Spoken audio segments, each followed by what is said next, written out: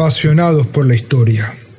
Buenas, buenas, buenas, apasionados por la historia. Bienvenidos a un nuevo video, en esta ocasión, de tu programa Las 70 Naciones. Uno de los personajes más importantes es el personaje de Magog, por su relación con ciertas profecías de los días del fin. Este personaje es el nombre de uno de los descendientes de Noé por la vía de Jafet. En este video vamos a analizar qué pueblos pueden ser Magog, para así poder entender un poco también las profecías bíblicas relacionadas con este personaje.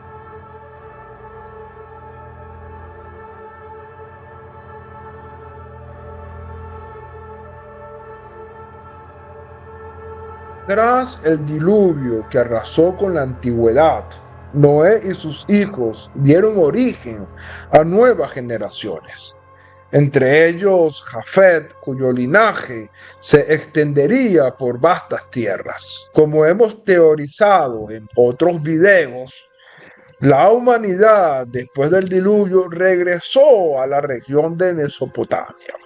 Allí se da la famosa Torre de Babel, y al ocurrir la confusión de los pueblos, comenzaron a dispersarse por varias zonas. Los descendientes de Jafet tomaron una vía conocida, la vía hacia donde el arca había quedado. Y allí comenzaron a poblar estas vastas tierras. Pero ¿quién fue Magog realmente? Las teorías varían desde un gran líder tribal hasta el progenitor de naciones enteras. Algunos estudiosos lo vinculan con antiguas civilizaciones del norte, mientras que otros ven en él el ancestro de los pueblos escitas, incluso los germánicos. Si bien las pruebas son escasas, tenemos varias tradiciones que nos pueden dar pistas acerca de este personaje. Una de las teorías que se manejan con respecto al nombre de Magog es en su relación con el idioma sumerio.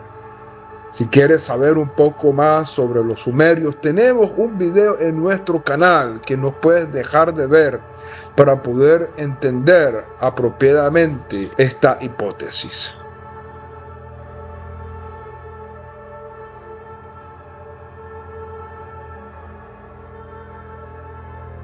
Los sumerios, un pueblo antiguo de la Mesopotamia, que fueron la potencia mundial en los días del patriarca hebreo Abraham.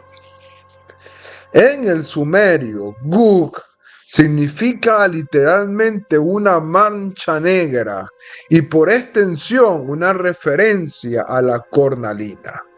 Pero también puede significar resplandor dependiendo de la raíz elegida.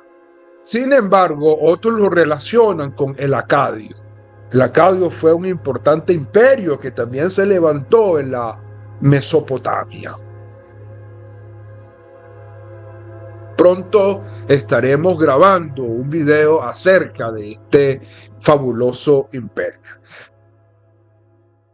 Pero lo relacionan con la expresión acadia Gugu, que no es más que el nombre atestiguado en la documentación cuneiforme de la época del rey lidio Giges.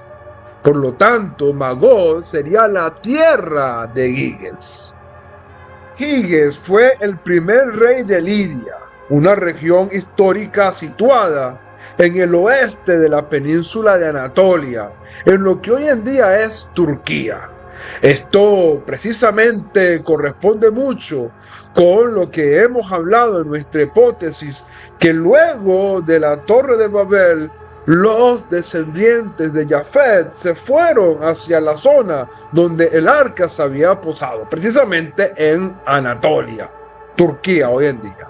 El reinado de Higel duró desde aproximadamente el año 680 antes de la era común hasta el año 644 antes de la era común.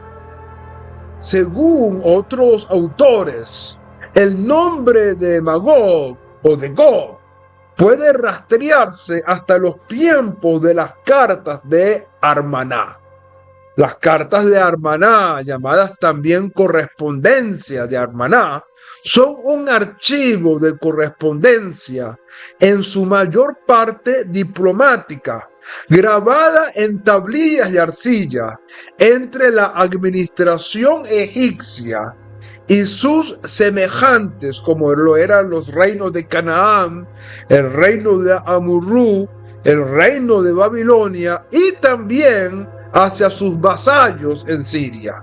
Estas cartas fueron encontradas en Amarná, la ciudad del Alto Egipcio. En la correspondencia de Amenofis III con Kadashman Bel de Babilonia se lee: ¿quién sabe si ella no es hija de una esclava o hija de un Gagai, habitante de Gagá, o hija del país de Anigalbat?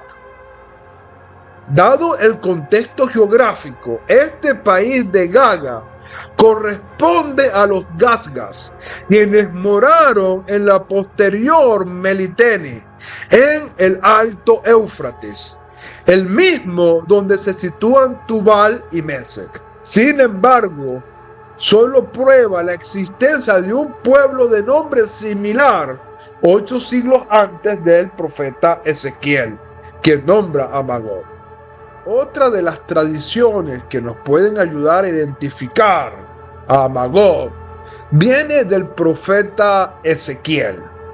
Ezequiel dice lo siguiente: entonces vino a mí la palabra del Señor diciendo: oh hijo de hombre, pon tu rostro hacia la tierra de Magog, contra Gog, príncipe soberano de Mesec y Tubal.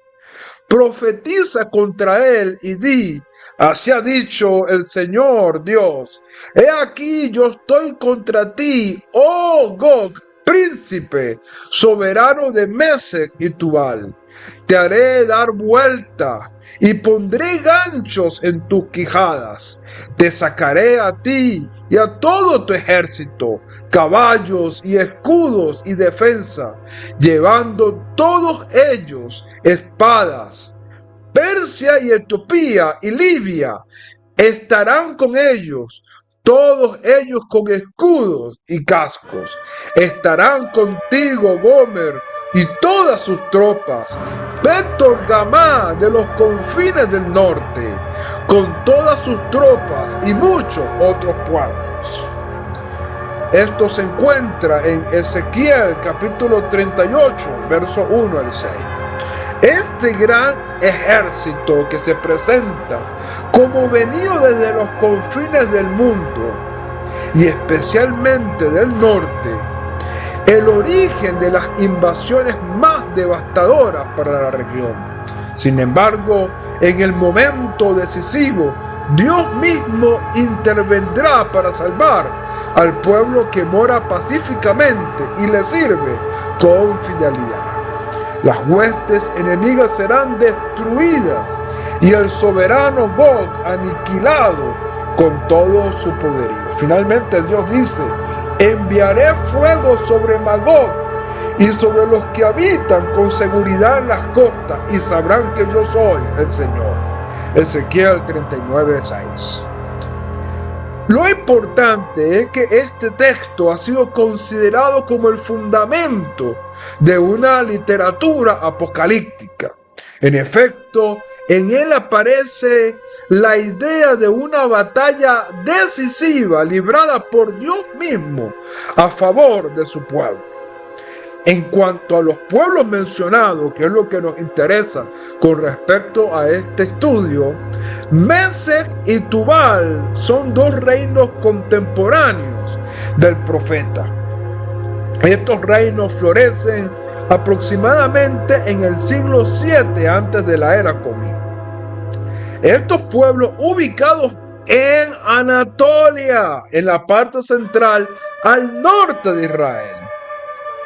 Además se nombra a Persia, que está ubicada hacia el este. Se nombra a Kush o Etiopía, que está ubicado al sur. Y se nombra a Put o Libia, que está ubicado hacia el oeste. Se indica, por lo tanto, de este modo una alianza que proviene desde los extremos de la tierra, es decir, del norte, del sur, del este, del oeste. Pero esta batalla es liderada por un príncipe del norte, el cual es Gog. Además, también se nombra a Gomer, como se ha señalado en otros videos en nuestro canal. Corresponde a los cimerios, un pueblo nómada originario de las costas del Mar Negro, que por esos tiempos saqueaba las regiones de Anatolia y el Alto Tigris. Como podemos ver, la referencia hacia Gog, hacia Magog, todas nos están ubicando hacia Anatolia, tal como nuestra teoría lo ha venido mencionando, que los descendientes de Jafet se fueron hacia esa región conocida donde el arca se había posado. Otra de las fuentes se remonta al libro de los Jubileos, un texto religioso de origen hebreo, escrito en torno al año 100 antes de la era común.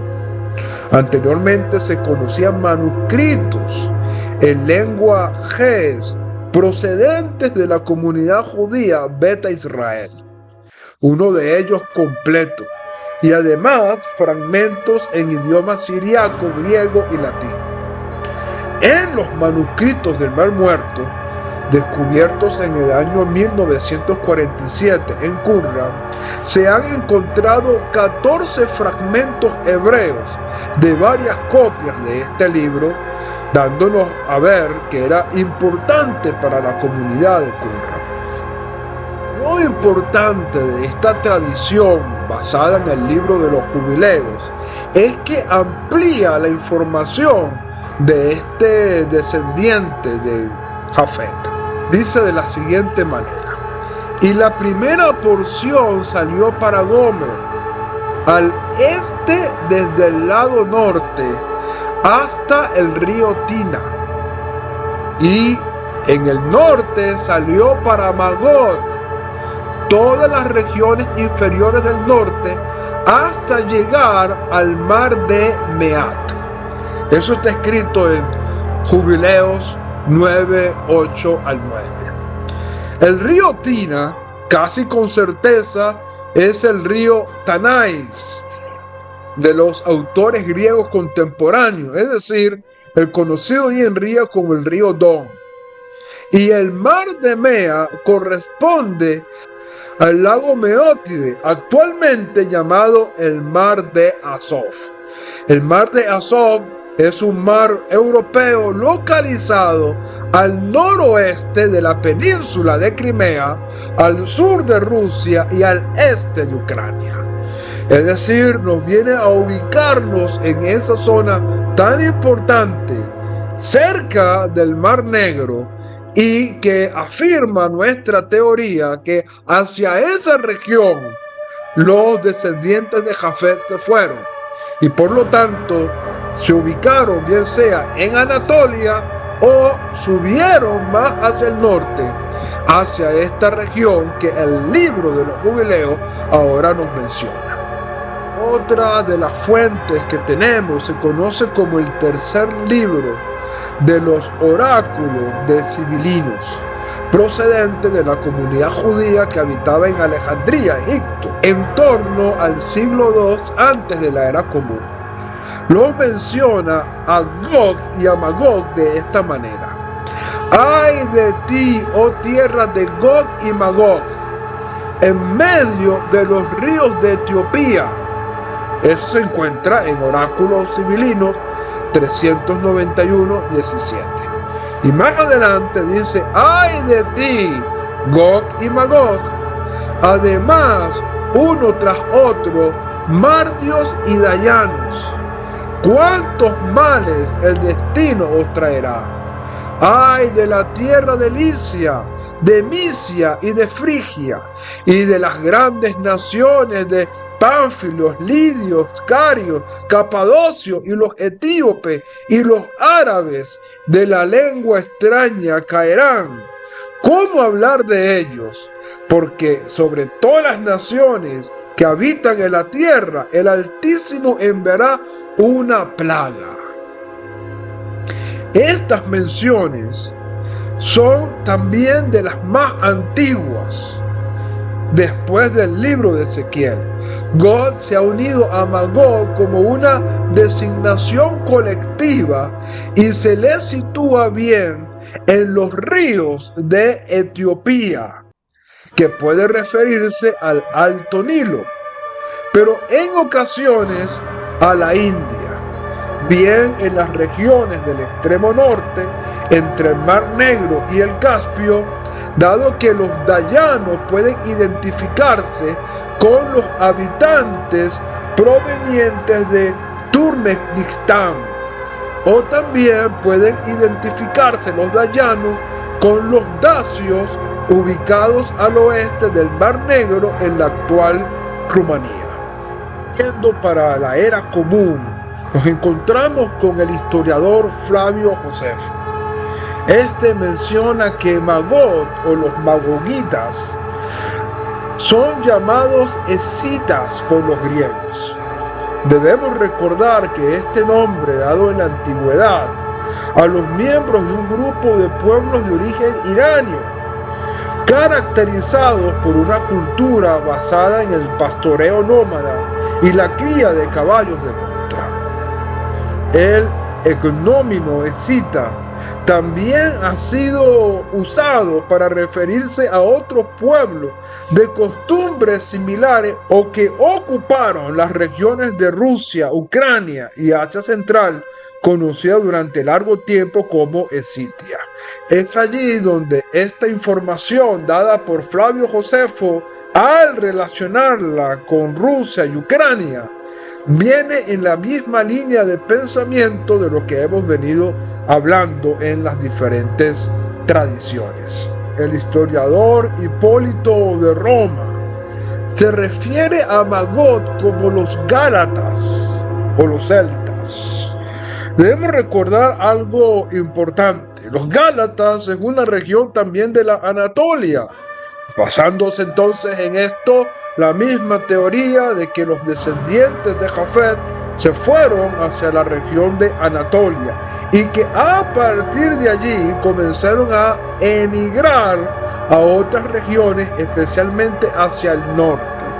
En esta ocasión, Hipólito de Roma lo relaciona con los celtas, ya que los gálatas, según la información histórica, pueden tener una relación con los celtas. De hecho, debemos recordar que los galos, que era una tribu celta, viene de la palabra Gálata, según algunas hipótesis. Entonces, desde este punto de vista de Hipólito de Roma, entonces este grupo que se fue a Anatolia y que de allí emigró hacia los pueblos celtas, que hoy en día encontramos en Francia, España, etc. El erudito Isidoro de Sevilla: Magog, hijo de Jafet, son los escitas y los godos. De los escitas ya hemos hablado en varias ocasiones, pero acá nos agrega un factor importante: los godos. Los godos es un pueblo germánico oriental, dos de cuyas ramas, los visigodos y los ostrogodos, tuvieron un importante papel en la caída del Imperio Romano de Occidente y en el nacimiento de la Europa medieval. Los godos dominaron una vasta zona que en su momento cumbre, bajo los reyes hermenárico y atanárico posiblemente se extendió desde el río Danubio al Don y desde el Mar Negro hasta el Báltico. Los godos hablaban el idioma gótico, lengua actualmente extinta, que se habló en partes de la Alta Crimea hasta el siglo VIII. Por los godos de Crimea, la comunidad gótica más poderosa, más desconocida y paradójicamente casi la que duró más tiempo. Esta teoría es importante, ¿por qué? Porque también nos relaciona a Magot como un pueblo que habitó en Crimea, es decir, cerca del Mar Negro, en las cercanías con Rusia y Ucrania. Teniendo en cuenta entonces todas estas teorías y tradiciones de las que hemos basado este video, podemos afirmar entonces casi con completa totalidad que Magog se ubicó en las tierras que hoy en día se encuentran entre Rusia, Ucrania y Crimea, es decir, cerca del Mar Negro.